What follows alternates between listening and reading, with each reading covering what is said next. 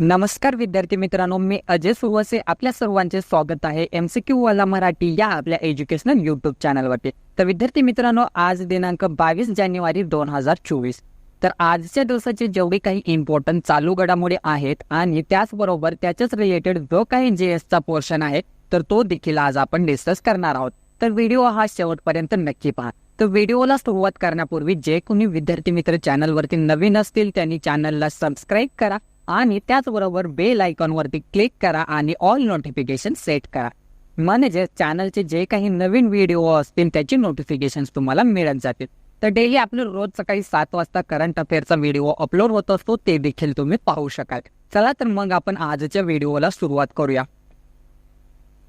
आजच्या व्हिडिओमधला प्रश्न पहिला आहे की हवामान परिषद 2024 कोठे आयोजित करण्यात आलेली होती? तर विद्यार्थी मित्रांनो, या प्रश्नाचं योग्य उत्तर आहे पर्याय क्रमांक बी, महाराष्ट्र। तर हवामान परिषद 2024 ही महाराष्ट्र या राज्यामध्ये काय आयोजित करण्यात आलेली होती। तर लगेचच आपण महाराष्ट्र या राज्याबद्दल जाणून घेऊयात। तर महाराष्ट्र या राज्याची स्थापना 1 मे 1960 रोजी झाली। मुख्यमंत्री आहेत एकनाथ शिंदे, राज्यपाल आहेत रमेश बैस आणि राजधानी आहे मुंबई। तसेच तिथे 3 महत्त्वाची राष्ट्रीय उद्याने आहेत, चांदोली राष्ट्रीय उद्यान, संजय गांधी राष्ट्रीय उद्यान आणि तांडोबा राष्ट्रीय उद्यान। तसेच तिथे 4 महत्त्वाची धरणे आहेत, उजनी, पवना, जायकवाडी आणि कोयना।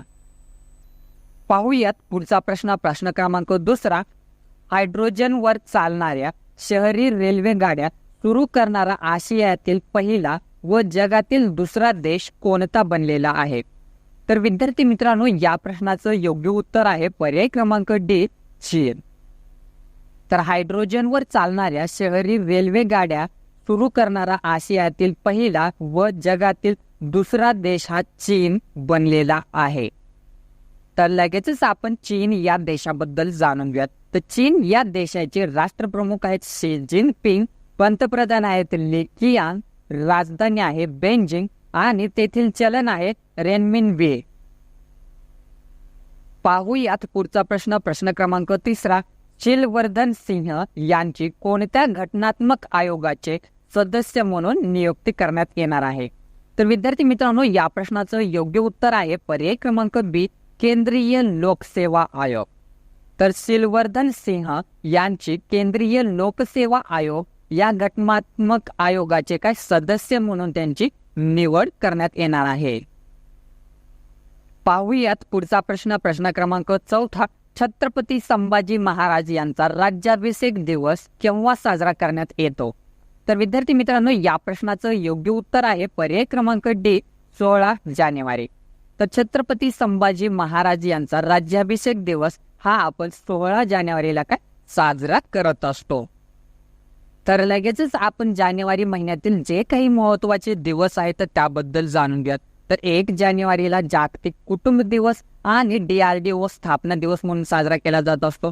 2 जानेवारीला महाराष्ट्र पोलीस दल स्थापना दिवस म्हणून साजरा केला जात असतो।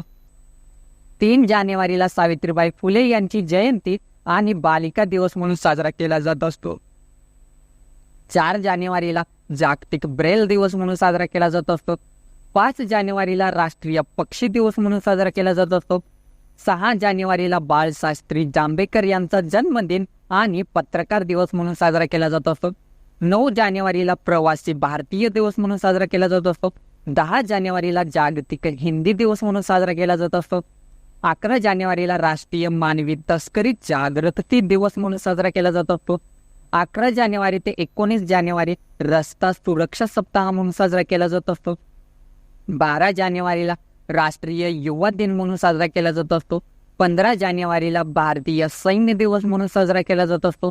16 जानेवारीला छत्रपती संभाजी महाराज यांचा राज्याभिषेक दिवस म्हणून साजरा केला जात असतो। 23 जानेवारीला नेताजी सुभाषचंद्र बोस यांची जयंती साजरी केली जात असते। 24 जानेवारीला राष्ट्रीय बालिका दिन म्हणून साजरा केला जात असतो। 25 जानेवारीला राष्ट्रीय मतदार दिवस आणि राष्ट्रीय पर्यटन दिवस म्हणून साजरा केला जात असतो। 26 जानेवारीला प्रजासत्ताक दिवस आणि आंतरराष्ट्रीय सीमाशुल्क दिन म्हणून साजरा केला जात असतो। 28 जानेवारीला लाला लजपतराय यांची जयंती साजरी केली जात असते आणि 30 जानेवारीला हुतात्मा दिन म्हणून साजरा केला जात असतो. पाहूयात पुढचा प्रश्न. प्रश्न क्रमांक 5. डॉक्टर प्रभा अत्रे यांचे नुकतेच निधन झाले तर ते कोणत्या क्षेत्राशी संबंधित होत्या? तर विद्यार्थी मित्रांनो, या प्रश्नाचं योग्य उत्तर आहे पर्याय क्रमांक सी, संगीत. तर डॉक्टर प्रभा अत्रे यांचे नुकतेच निधन झाले तर ते संगीत या क्षेत्राशी काय संबंधित होत्या. पाहूयात पुढचा प्रश्न. प्रश्न क्रमांक 6. भारत आणि कोणत्या देशादरम्यान सहयोग कायजिन हा युद्ध अभ्यास काय आयोजित केला जातो? तर विद्यार्थी मित्रांनो, या प्रश्नाचं योग्य उत्तर आहे पर्याय क्रमांक ए, जपान.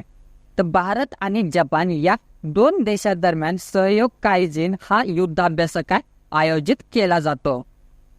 तर लगेचच आपण जपान या देशाबद्दल जाणून घ्या. तर जपान या देशाचे पंतप्रधान आहेत फुमिओ किशिदा, राजधानी आहे टोकियो आणि तेथील चलन आहे जपानी येन. पाहूयात पुढचा प्रश्न. प्रश्न क्रमांक 7.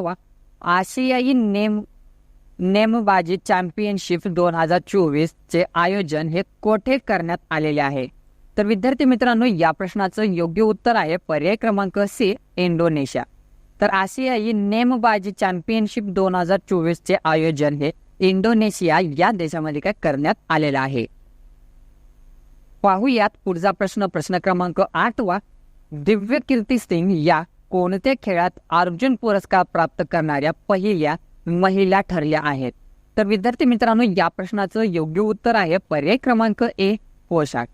तर दिव्यकीर्ती सिंग या पोशाख या खेळात काय अर्जुन पुरस्कार प्राप्त करणाऱ्या पहिल्या महिला ठरलेल्या आहेत.